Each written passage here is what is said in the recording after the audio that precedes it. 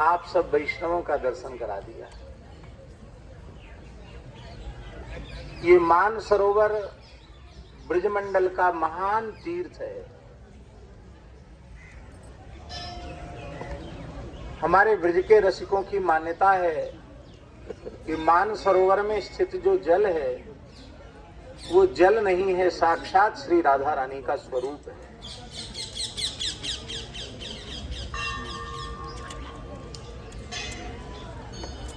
नित्य विहार लीला में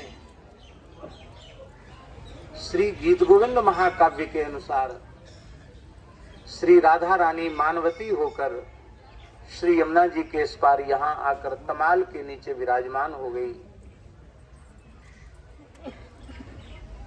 इस लीला का संकेत श्री जयदेव महाप्रभु ने गीत गोविंद महाकाव्य के 7वें सर्ग में किया है। प्रसरति शशधर बिंबे विहित विलंबे च माधवे विधुरा विरचित विविध विलापम सा परितापम चकारोच्चैः कथित समये पिहरि रह न यौवनम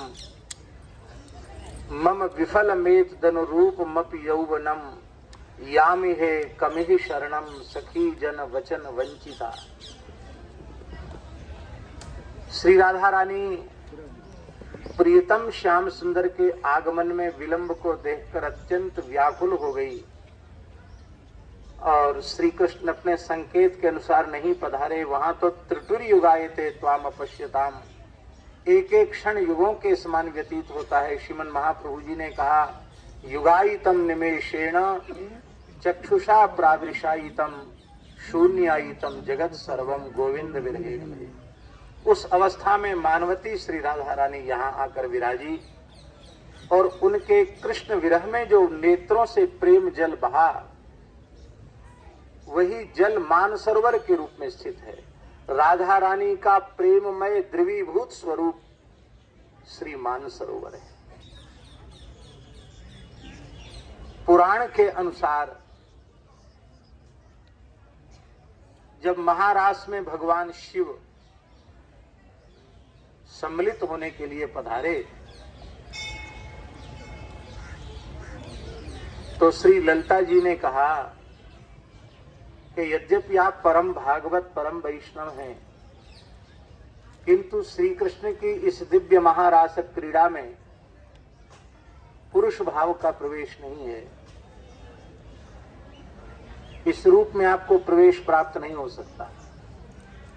तो श्री ललिता जी की स्तुति भगवान शिव ने की और श्री ललिता जी ने उन्हें मंत्र चिंतामणि नामक मंत्र का उपदेश किया और कहा कि आप यमुना के उस पार मानसरोवर चले जाएं। मानसरोवर में स्नान करने से आपको गोपी भाव की प्राप्ति होगी। शिवजी ने यहाँ आकर जैसे ही गोता लगाया वे भूल गए कि हम शिव हैं। उनको लगा कि मैं तो कोई गोपी हूँ और उस गोपी भाव से भावित शिवजी जब यमुना जी के तट पर पधारे तो श्री यमुना जी ने अत्यंत हर्षित होकर उनका गोपी के रूप में श्रृंगार किया। आशय कहने का ये है कि अधिकार दिया प्रवेश का ललिता जी ने, भाव दिया मानसरोवर के रूप में श्री राधा रानी ने और स्वरूप दिया श्री यमुना जी ने। सहचरी का, सखी का, गोपी का, मंजरी का स्वरूप श्री यमुना जी ने प्रदान किया और तब भगवान शिव रास में विराजे। आज भी हमारे वृंदावन बंसीवट मोहल्ले में गोपीश्वर महादेव हैं। शाम को गोपी रूप में उनका श्रृंगार होता है। तो इस प्रकार से ब्रह्म विवर्त आदि पुराणों में भी इस तीर्थ का महात्म्य है। सभी संप्रदायों के रसिक भक्त आचार्य जो भी ब्रज आए वो मानसरोवर अवश्य आए।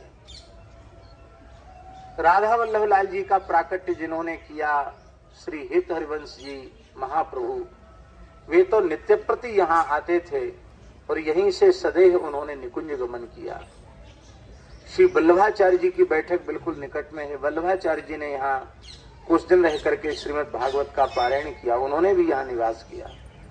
तो ऐसे पवित्र तीर्थ में आप सबको पूज्य संतों के मार्गदर्शन में, यति वृंदों के मार्गदर्शन में आप लोगों को ब्रज क्षेत्र का दर्शन हो रहा है, यह आप सबके लिए परम सौभाग्य की बात है। अहो मधुपुरी धन्या वैकुंठाच गरीयसी बिना कृष्ण प्रसादेन क्षणमेकं न तिष्ठति। यह ब्रजभूमि वैकुंठ से भी श्रेष्ठ है। यहाँ बिना श्री कृष्ण की कृपा के कोई एक क्षण नहीं रह सकता।